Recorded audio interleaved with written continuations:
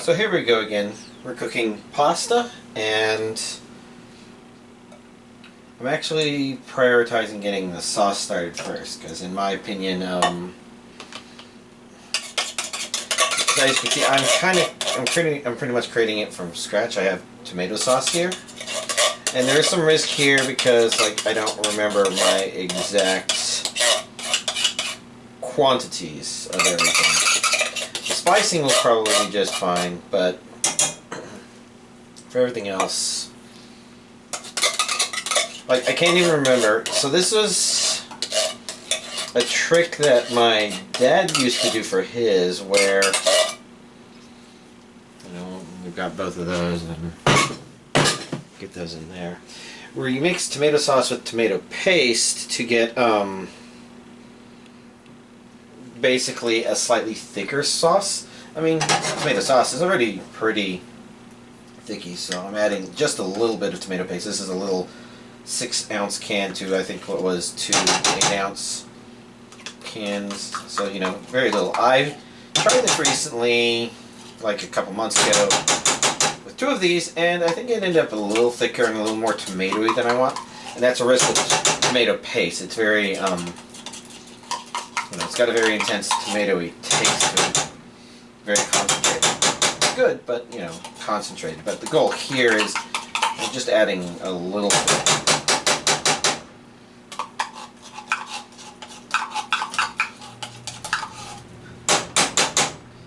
Yeah, I haven't scraped one of these cans out in a long time. But in my experience, the sauce is kind of the stuff that makes this the most, this is where all of our timing comes from, and that's probably close enough. Let's just get that there.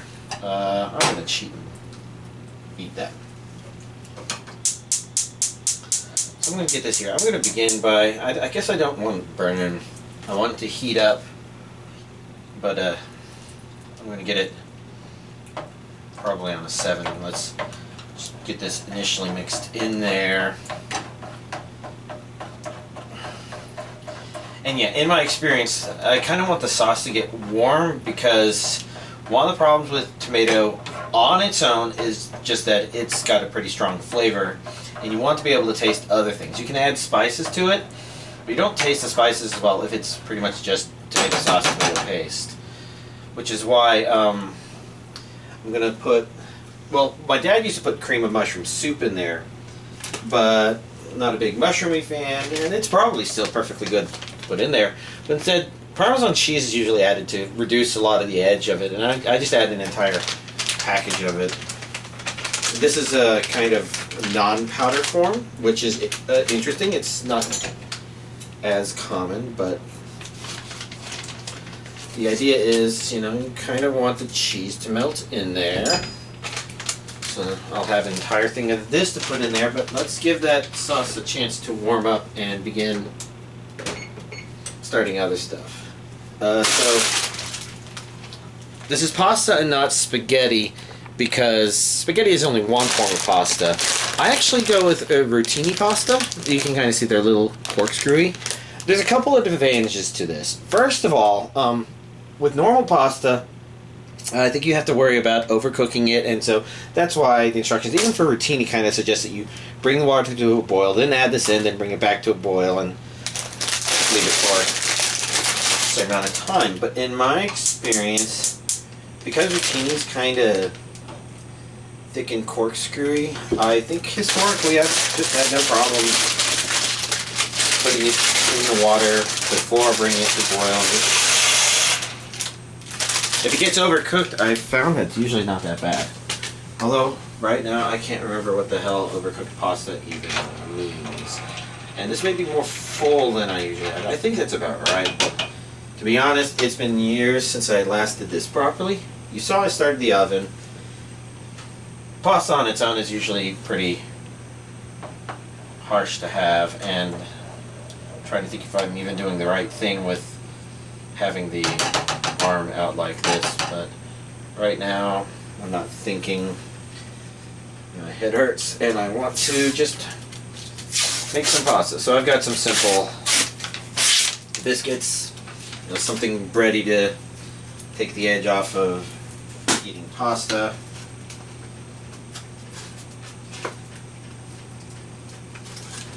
If you've never had the Pillsbury instant biscuits before, they're pretty good.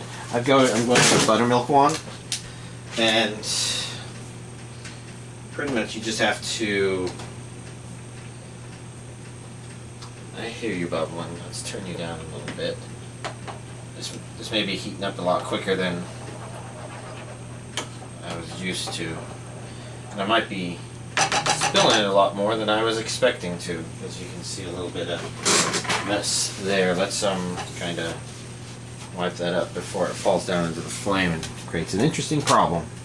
But yeah, Pillsbury, you just have to worry about opening it. Once you get used to opening them, it's fine. You know, you just get a baking sheet, put them on there. It's pretty rare for them to come out that shape, but whatever. It's a lot for one person to eat. Okay, this is really bubbly. Maybe I used to have this at a lower heat. That kind of makes more sense. I'm sorry I'm having to reverse engineer my own recipe here, but you know, I was smart enough to not think about it. But I think it's okay to kind of mix stuff in. The way I set up my spice cabinet was actually specifically for making pasta. In other words, I have 8 spices set up right at the front for me to put in here. And it's a custom recipe where I basically just went through various spices, said that sounds like something I might want in pasta, and that smells like something I might want in a pasta. And so I just, oh yeah, we're going to add this back on here. In theory, putting the top on the top of it keeps more thermal energy on the inside. It also prevents stuff from evaporating, so you do it for that reason. But, you know, we're getting back to seasoning of this. Basically, I would go through and smell things. Onions are kind of a obvious sort of thing. Onions and garlic. You know, you smell that, you're like, yeah, actually that smells kind of nice. I want that in some sort of food I eat as a seasoning. And, okay, I am getting a lot of bubble in there. So, the way I've done this is I've basically usually smelled these things and determined if I want more or less of them in there. If I want less, I kind of cover the top of my pot with just one brief layer. I think these onions are smelling pretty good, so I went twice. I've got some.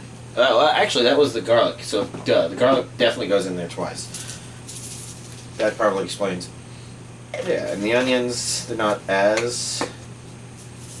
So, you know. Barely any came out. This is pretty low, so I just went pretty light. Cilantro's a choice. You know, you should definitely be aware, smelling it yourself, if you're the kind of person that can't taste cilantro. But I think a onesie of that is good. But yeah, for some people, cilantro just tastes horrible, and you definitely shouldn't go heavy with the cilantro. Cilantro. Basil? Yeah, that's good. That smells great. Thyme. Yes. Smell that? Yeah, that's definitely. It's a little intense. The good news is, I think you can go a little. Yeah, I'm already on low because this is just bubbling so much. Maybe yeah, oregano is definitely such a pasta sauce. Rosemary leaves are an interesting one. I don't know if those are too common, but you smell those and you're like, yeah, a little bit of that. That's not bad.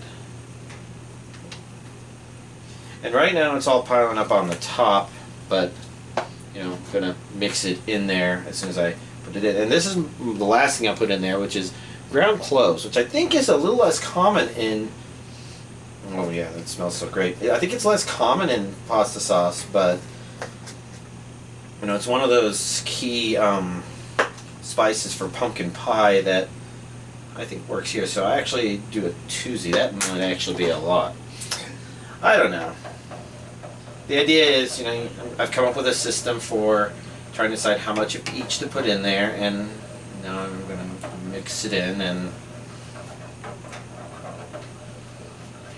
kind of let it cook so that the spices kind of, in theory, soak throughout the tomato. I'll also go ahead and throw in the Parmesan cheese now. I think before I used to measure it out, but then I eventually moved to just put a whole package in it. This is a lot of Parmesan cheese. So this might mean that I won't have to,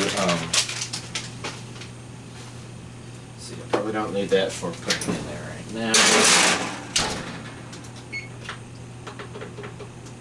13 minutes. Let's mix this cheese in there. Get this cheese mixed in. And this has not started boiling yet, so perhaps I was mistaken, or maybe I mixed this in there and I won't see the cheese immediately melting, but however this goes, at a minimum we need to see cheese kind of melt into the sauce, and I think Parmesan cheese kind of does. I don't remember it not doing that, but I don't know. None of this is ever as I remember it. Like, this sauce already doesn't quite look how I remember. I think we can turn it up to 3 again, and this time I'm going to put the top on top.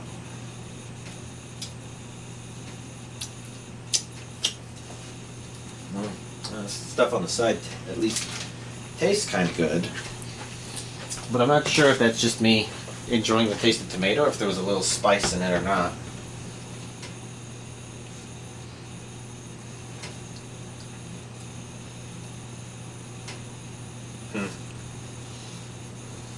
Yeah, this is probably the part that's most at risk.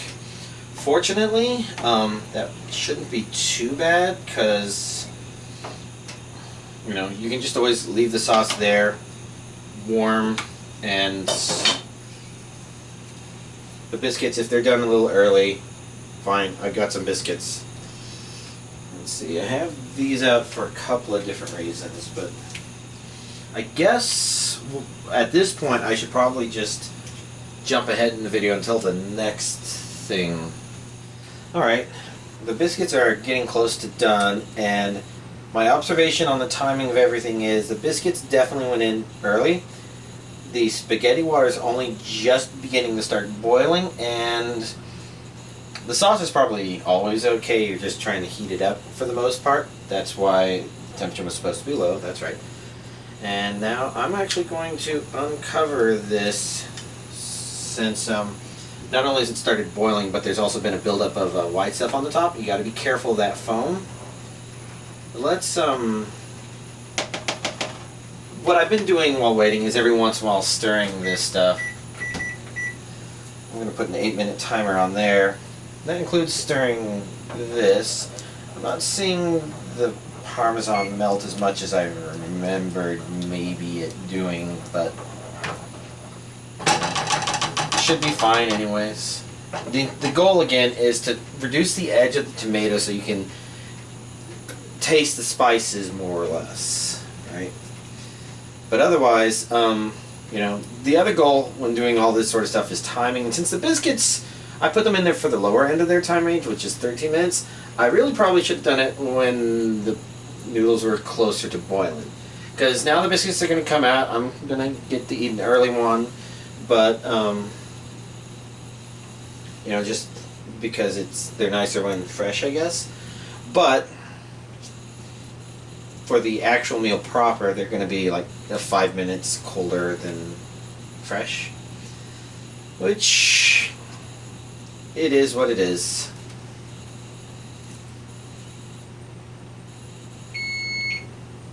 I'm going to go ahead and turn that off, because from what I could tell, these are getting close to what I prefer.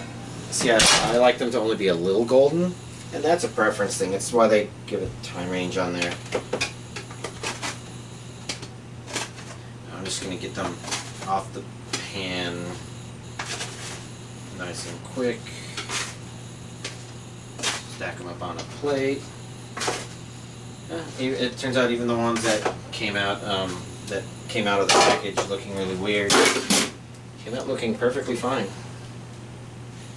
You know, that's a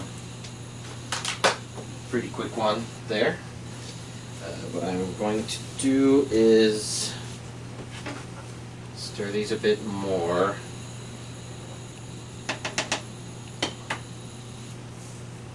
And there's a little mess here from crumbly biscuit stuff. But yeah, for the most part, I guess I'm waiting for these to finish, so I will pause the video for another couple minutes. Alright, we're coming along. There's only a couple seconds left on the timer there, and I do think this sauce looks like it's maybe not as chunky as before, so maybe the parmesan is getting a little more melted and absorbed in there. But I don't remember it having so much difficulty, so I'm probably not remembering the recipe correctly. One thing I forgot to do is you always, you know, this is a lesson I mentioned that you learn from anime. You should always test your own food. I think it tastes fine. I'm not noticing a strong tomatoey flavor, just a kind of main flavor. So it's possible this could be pretty close to done. And then we've got the noodles, or sorry, the pasta here. I mean, maybe it's the perfect to call them noodles, but they're not spaghetti. Usually what you want to do, and that's why I don't use this one, okay, because I haven't cooked it here in a while. Usually you want to have something that drains the water a little bit better, whereas as you can see, this is actually a serving spoon. So I'm actually going to switch to using this so I can grab a little sample out, see how it's coming along, because it might be about there. Maybe just a couple more minutes, I guess. That doesn't have to go far. I can use that for serving as well. So I guess I'm going to cover this again to keep heating there. But I don't know. This attempt to remember how to do this is going about as far as I think it can. So the next goal is actually going to be to, you know, prepare the pasta. And if you've never done pasta before, then I guess this is where we go here. Let me. You can see there I already have some butter prepared. 4 tablespoons is probably overkill. 2 tablespoons is probably all you need for this much. You could probably even get away with only 1 tablespoon, but I've been consuming them in groups of 4, so it's fine. It just means there will be more tablespoon, or more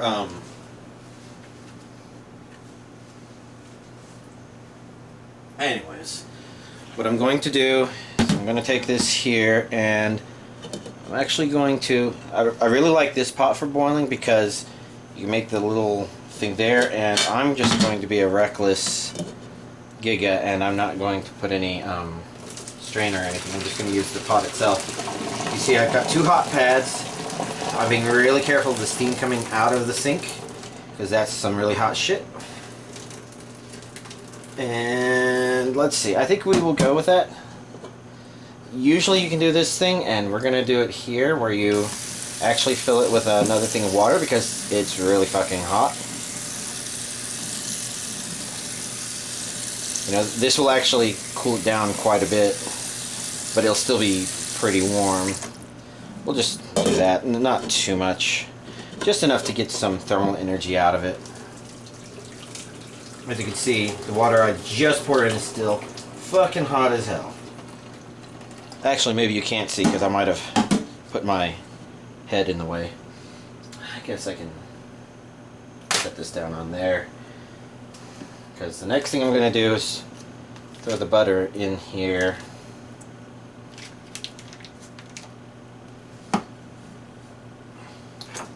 And I guess I don't need that knife anymore, or this. So I can toss them.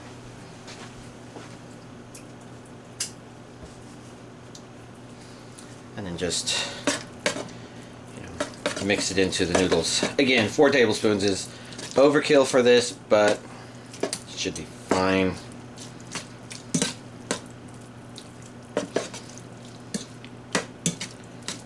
You could even cover this and let them sit in there and just melt. Maybe I should have broken them up into smaller cubes, but I don't know. Call me a little, you know, when you're cooking with a headache, sometimes you're in between doing it right and trying to just get it over with.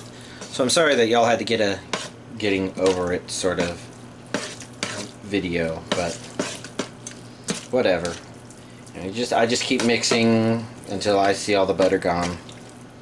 I still see a little bit of that one there. I still see one here on the side.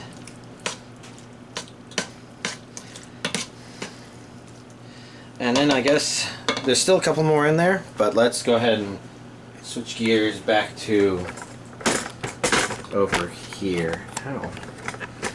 Because you can kind of see there I've prepared a casserole dish. And I stopped using the casserole dish when I used to put like store-bought and cooked meatballs, but now that I'm... Because like, one thing about this recipe that's nice, the rotini pasta on its own is pretty good, because it, I guess I'm saving a little butter there. It's nice because it's not only hearty, but because of its general shape, it also, you know, I actually put it here. It gives a chewiness to it without you having to add anything else to it. And there's something to be said about having some nice mouth feel, I guess. Yeah, we're going to mix this, and then I'm just going to pour it all in here. These quantities are weird, but yeah. So you don't want the sauce to be too liquidy, in my opinion, because one of the other nice things about rotini is because it's spiral, it means that it kind of holds whatever you're mixing it with next to it. Well, that's probably good enough for the sauce. So if I bring this closer, you kind of see where this attempt to remember how I used to do this is going. And I cannot drive this camera from the front. You know, it actually looks pretty good. Whether or not you would think this healthy is definitely up for opinion. After all, pasta itself might not be. But I put a lot of butter in here, so it's and you know, you can ask the question of if this does a good job of making sure you can create correct quantities of both, and I think that's always been a problem with this. It's always had a tendency to be, the quantities have always been big. So whenever I've cooked this for big groups, it's been great. But for myself tonight, I'm going to be going to bed probably with leftovers, probably super stuffed, you know, or maybe I'll have a second dinner with this. And I have more Parmesan cheese if what I added wasn't enough for some reason, but I find usually it's fine. Let's take one of these and test it.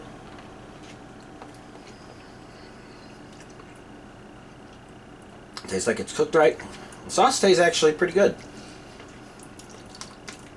Definitely not as tomatoey as what I did at my parents' place, so I think what I did tonight is a little better.